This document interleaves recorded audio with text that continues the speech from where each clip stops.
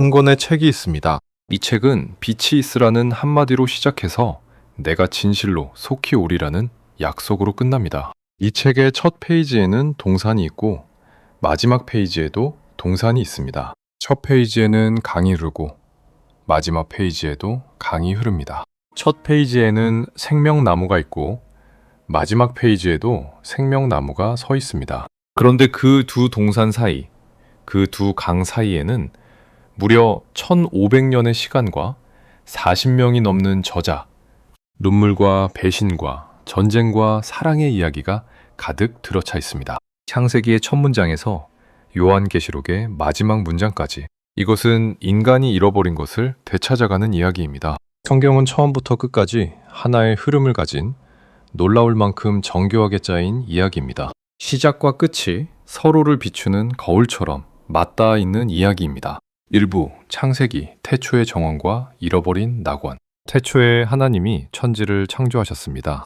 혼돈과 공허, 흑암이 깊음 위에 있던 그 자리에 빛이 생기고 하늘과 땅이 나뉘고 바다와 육지가 갈라지고 마침내 사람이 빚어졌습니다. 흙으로 빚어져 그 코에 생기를 불어넣어 사람이 생명이 되었다는 이 짧은 문장 안에 성경 전체를 관통하는 하나의 질문이 숨어 있습니다. 인간이란 무엇인가? 그리고 인간은 누구와 함께 있어야 하는가? 에덴 동산은 완전했습니다. 하나님과 사람이 저녁바람이 불 때 함께 거니는 곳, 부끄러움이 없는 곳, 결핍이 없는 곳이었습니다. 그러나 성경은 그 완전함이 오래가지 않았다고 담담히 기록합니다. 선악을 알게 하는 나무의 열매, 뱀의 속삭임, 그리고 한 번의 선택. 아담과 하와는 자신들이 벗은 것을 알게 되었고 동산에서 쫓겨났습니다. 여기서 우리가 놓치기 쉬운 문장이 하나 있습니다. 쫓겨나는 그 순간에도 하나님은 가죽옷을 지어 그들에게 입히셨다는 것입니다. 심판 속에 이미 은혜가 스며 있는 것입니다. 이것이 창세기 3장의 진짜 무게입니다. 낙원은 닫혔지만 문이 완전히 잠긴 것은 아니었습니다. 이후 창세기는 인류의 확산과 타락, 그리고 그 가운데서도 하나님이 포기하지 않는 모습을 그립니다. 가인은 동생 아벨을 들판으로 데려가 죽입니다. 인류 최초의 살인이자 에덴에서 시작된 균열이 얼마나 빠르게 걷잡을 수 없이 번져가는지를 보여주는 장면입니다. 세대를 거듭할수록 땅 위에 사람의 죄악이 크고 그 마음에 생각의 모든 계획이 항상 악할 뿐이라는 무거운 진단이 내려지고 결국 노아의 홍수가 임합니다. 그러나 여기서도 성경은 심판만을 말하지 않습니다. 노아와 그 가족을 태운 방주, 그리고 물이 거친 뒤 하늘에 걸린 무지개. 하나님은 다시는 홍수로 땅을 멸하지 아니하리라는 언약을 세우십니다. 심판 이후에는 반드시 언약이 뒤따른다는 패턴. 이것이 이후 성경 전체에서 계속 반복될 리듬입니다. 바벨탑 사건도 마찬가지입니다. 사람들은 우리 이름을 내고 흩어짐을 면하자며 하늘에 닿는 탑을 쌓지만 하나님은 언어를 흩으시고 사람들을 온 땅으로 흩으십니다. 스스로 하늘에 닿으려던 인간의 시도는 무너지고 그 흩어진 자리에서 성경은 방향을 완전히 바꿉니다. 이제부터 하나님은 인간이 하늘로 올라가는 방식이 아니라 하나님이 직접 인간에게 내려오시는 방식으로 이야기를 이끌어 가십니다. 그리고 마침내 한 사람, 아브라함이 등장합니다. 너는 너의 고향과 친척과 아버지의 집을 떠나 내가 내게 보여줄 땅으로 가라. 이 부르심 하나로 인류의 이야기는 완전히 방향을 틉니다. 이제부터 성경은 한 가족, 한 혈통을 통해 온 인류를 구원하겠다는 하나님의 계획을 따라갑니다. 아브라함, 이삭, 야곱 세 세대에 걸쳐 반복되는 것은 완벽한 신앙이 아니라 불완전한 인간이 붙든 약속입니다. 아브라함은 두려움에 아내를 누이라 속였고 야곱은 형의 축복을 속임수로 빼앗았습니다. 그럼에도 하나님은 그들을 통해 약속을 이어가셨습니다. 이것이 창세기가 우리에게 건네는 첫 번째 위로입니다. 하나님의 계획은 완벽한 사람이 아니라 불완전해도 붙드는 사람을 통해 이루어진다는 것. 창세기는 요셉의 이야기로 마무리됩니다. 아버지의 편애를 받던 소녀는 형들의 시기로 구덩이에 던져지고 노예로 팔려가고 애굽에서는 억울한 누명을 쓰고 감옥에 갇힙니다. 인생의 모든 단계에서 배신당하고 버려지는 사람. 그러나 그는 감옥에서조차 하나님을 원망하지 않았고 결국 바로의 꿈을 해석하며 애굽의 총리 자리에까지 오릅니다. 훗날 기근을 피해 애굽으로 내려온 형들이 자신을 알아보지 못한 채 그 앞에 무릎을 꿇었을 때 요셉은 복수할 수 있는 모든 힘을 가지고 있었습니다. 그러나 그가 형들에게 남긴 말은 성경 전체의 신학을 한 문장으로 요약합니다. 당신들은 나를 해하려 하였으나 하나님은 그것을 선으로 바꾸시어 악을 선으로 바꾸는 하나님, 고통의 시간을 결코 낭비하지 않으시는 하나님. 이것이 창세기가 우리에게 남긴 씨앗입니다. 2부 출애굽기 종살이에서 예배로. 창세기가 끝나고 400년이 흐릅니다. 애굽 땅에 정착했던 야곱의 후손들은 어느새 노예가 되어 있었습니다. 벽돌을 굽고 채찍을 맞고 갓난아기가 강물에 던져지던 시대, 바로 그 절망의 한복판에서 나일강에 버려졌던 한 아기가 바로의 궁전에서 자라나 훗날 이스라엘을 이끌어낼 지도자가 됩니다. 모세입니다. 떨기나무의 불꽃, 나는 스스로 있는 자인이라는 이름, 그리고 10가지 재앙, 물이 피로 변하고 개구리와 이가 들끓고 흑암이 온 땅을 덮고 마침내 죽음의 천사가 애굽의 장자들을 지나가던 그날 밤, 이스라엘 백성은 문설주에 어린 양의 피를 바르고 그 안에서 떨며 밤을 지새웠습니다. 그 밤이 바로 6월절입니다. 심판이 지나가되 피로 표시된 분은 넘어가는 밤. 이 6월절의 상징은 이후 신약에서 다시 한번 훨씬 더 큰 규모로 되풀이됩니다.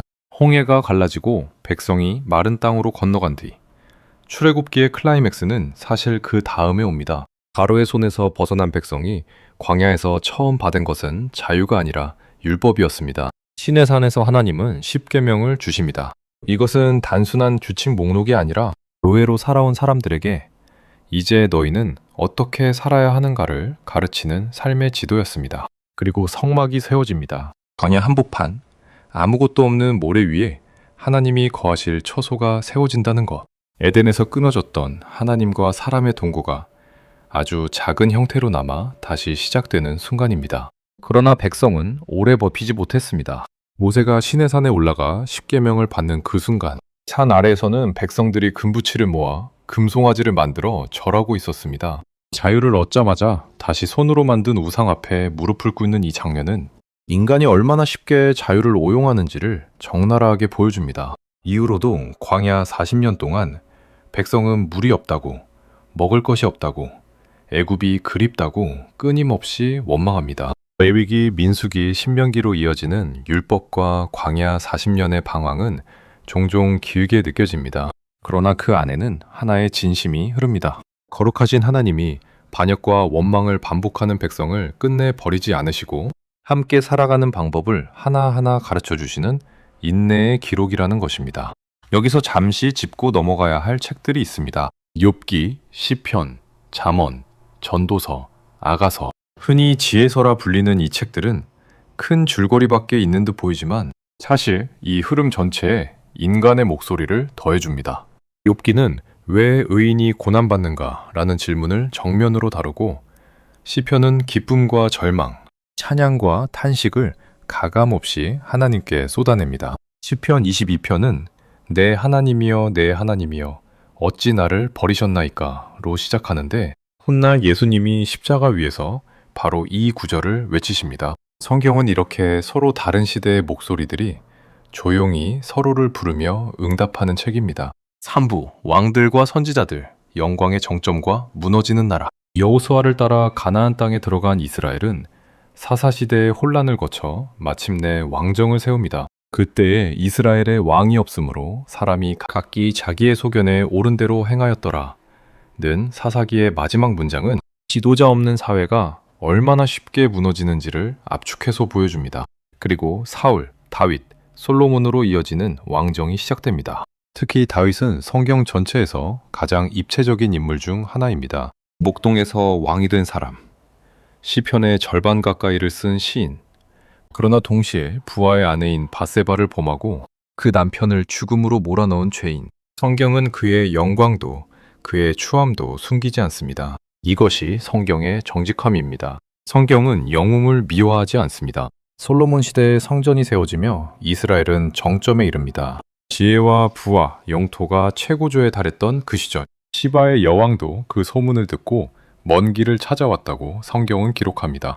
그러나 그 화려함은 오래가지 못했습니다.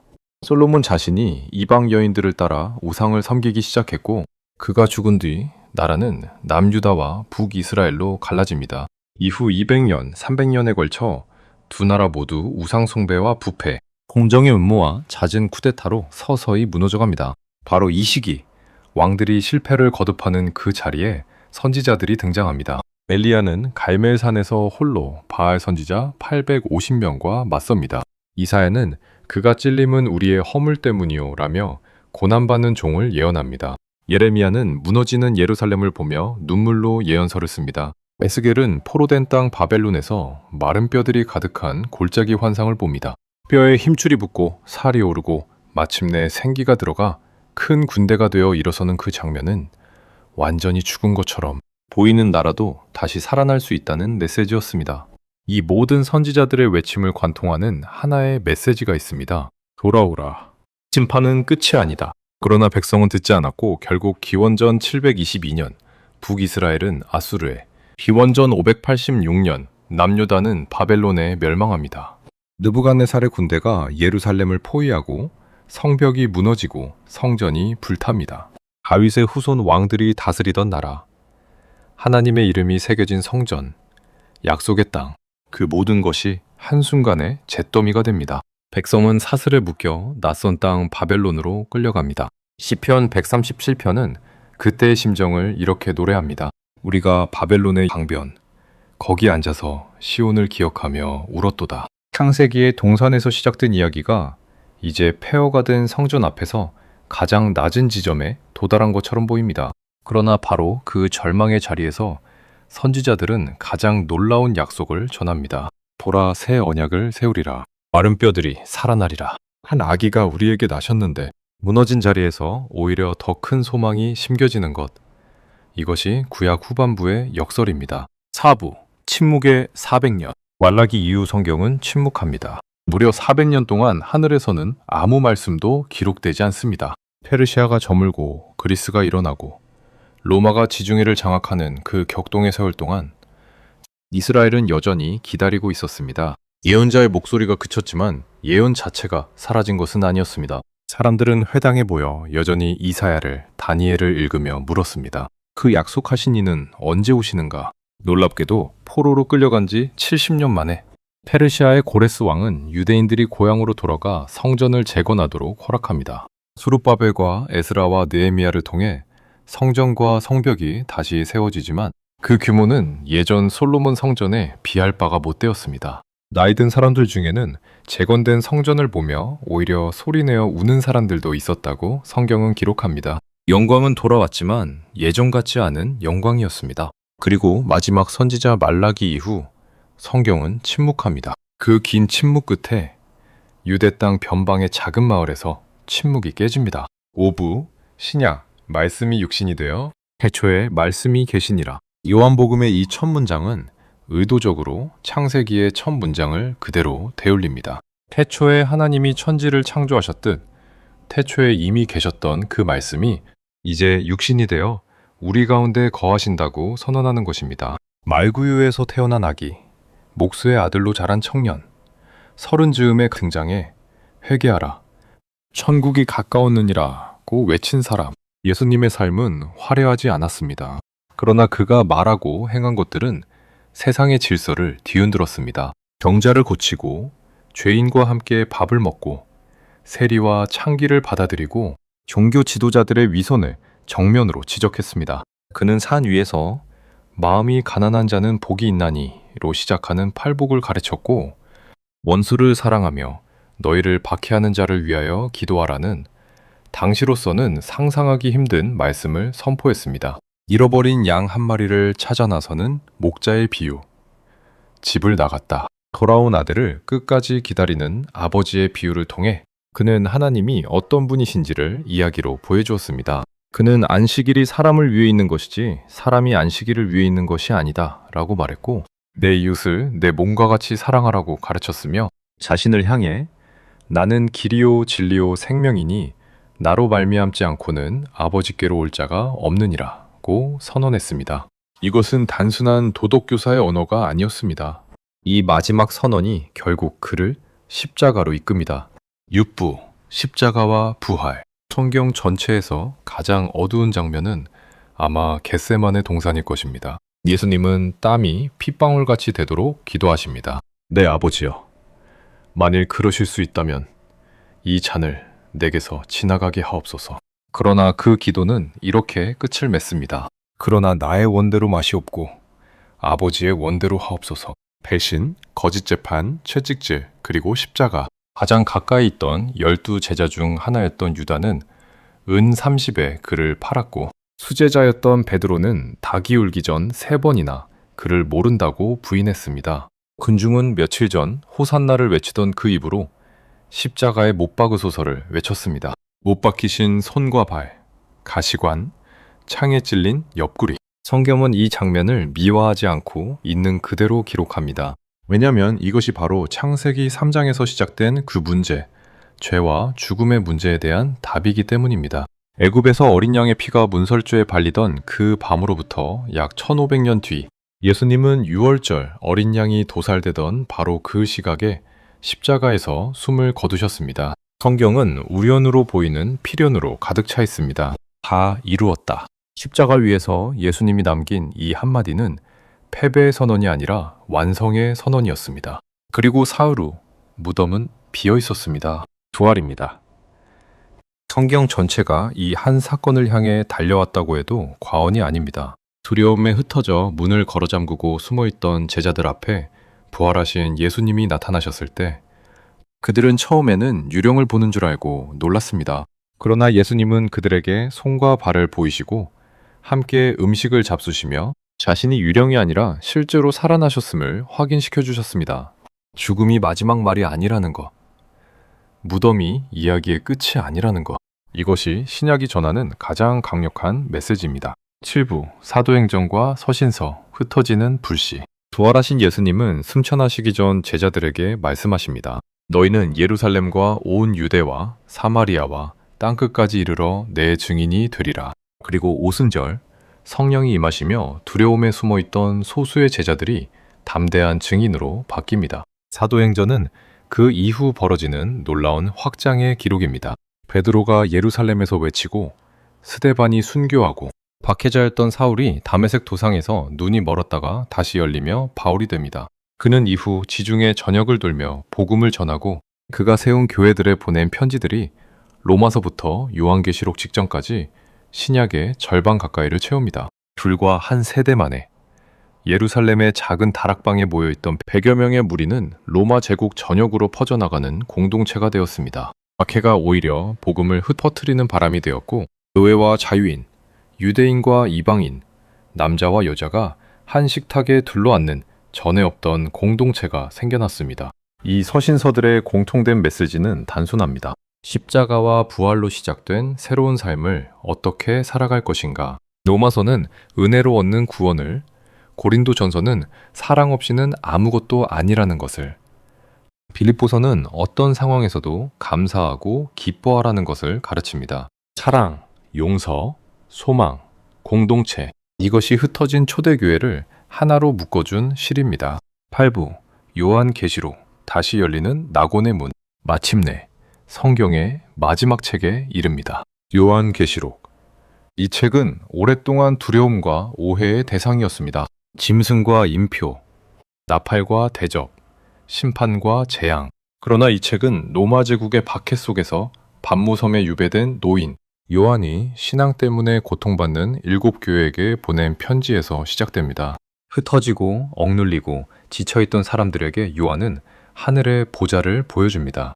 아무리 세상이 무너지는 것처럼 보여도 보좌는 여전히 흔들리지 않는다는 것을 보여주기 위해서입니다. 그 상징들의 소용돌이 넘어 요한계시록이 진짜 하고 싶은 말은 단 하나입니다. 역사는 결국 회복으로 끝난다. 요한계시록 21장과 22장을 펼쳐보면 놀라운 장면이 펼쳐집니다. 보라, 내가 만물을 새롭게 하노라. 새 하늘과 새 땅. 하나님의 처소가 사람들과 함께 있어. 하나님이 그들과 함께 계시고 다시는 사망이 없고 애통하는 것이나 곡하는 것이나 아픈 것이 없으리라는 선언. 그리고 그 도성 한가운데 생명수의 강이 흐르고 강 좌우에는 생명나무가 있어 12가지 열매를 맺습니다. 창세기 2장의 에덴 동산, 그 강, 그 생명나무가 다시 등장한 것입니다. 여기서 우리는 성경 전체를 관통하는 하나의 커다란 원을 발견합니다. 창세기 1장에서 시작된 동산, 인간의 불순종으로 닫혔던 그 문이 요한계시록 22장에서 다시 활짝 열립니다. 다만 이번에는 다시 닫히지 않습니다. 다시 저주가 없으며 완전한 회복입니다. 성경은 이렇게 하나의 거대한 원을 그리며 끝을 맺습니다. 잃어버린 낙원에서 시작해 되찾은 낙원으로. 그 사이에 놓인 것은 인간의 반복된 실패와 그럼에도 포기하지 않으신 하나님의 사랑입니다. 창세기부터 요한계시록까지 66권, 40여 명의 저자, 1500년의 시간. 이 방대한 책을 하나로 묶는 것은 사실 아주 단순한 질문입니다. 하나님은 잃어버린 사람을 다시 찾으실 것인가? 그리고 성경은 처음부터 끝까지 같은 대답을 반복합니다. 그러할 것이다. 에덴에서 쫓겨난 인간에게 가죽옷을 지어 입히시던 손길과 십자가에서 못 박히신 손, 그리고 마지막 날 생명나무의 열매를 내어주시는 손은 결국 같은 손입니다. 처음부터 끝까지 변하지 않는 것은 인간을 향한 하나님의 마음, 그것 하나였습니다. 중요한 것은 성경이 그런 우리에게 포기하지 말라는 막연한 응원을 던지는 것이 아니라 처음부터 끝까지 너를 찾고 있는 이가 있다고 말한다는 것입니다. 창세기 3장에서 죄를 짓고 숨어있던 아담에게 하나님이 먼저 찾아와 네가 어디 있느냐 물으셨던 그 장면이 성경 전체의 원형입니다. 인간이 하나님을 찾아 나선 이야기가 아니라 하나님이 끝까지 인간을 찾아오신 이야기. 그것이 창세기부터 요한계시록까지 66권에 걸쳐 되풀이되는 단 하나의 줄거리입니다. 성경의 마지막 문장은 이렇게 말합니다. 주 예수의 은혜가 모든 자들에게 있을지어다. 끝이 아니라 열린 결말입니다. 요한계시록의 저자는 마지막 장에서 이렇게 외칩니다. 성령이 말씀하시기를 오라 하시는도다. 목마른 자도 올 것이요 원하는 자는 값없이 생명수를 받으라. 심판의 책으로 시작해서 초대의 책으로 끝나는 것. 이것이 요한계시록의 진짜 얼굴입니다. 창세기의 첫 장에서 하나님은 사람을 지으시고 보시기에 심히 좋았더라 말씀하셨습니다. 요한계시록의 마지막 장에서 하나님은 그 좋았던 자리로 사람을 다시 데려오십니다. 그 사이 1500년의 시간, 66권의 책, 무수한 이름과 눈물과 전쟁과 기다림이 있었지만 그 모든 것을 관통해 흐르는 것은 결국 하나였습니다. 그것은 포기하지 않으시는 사랑입니다.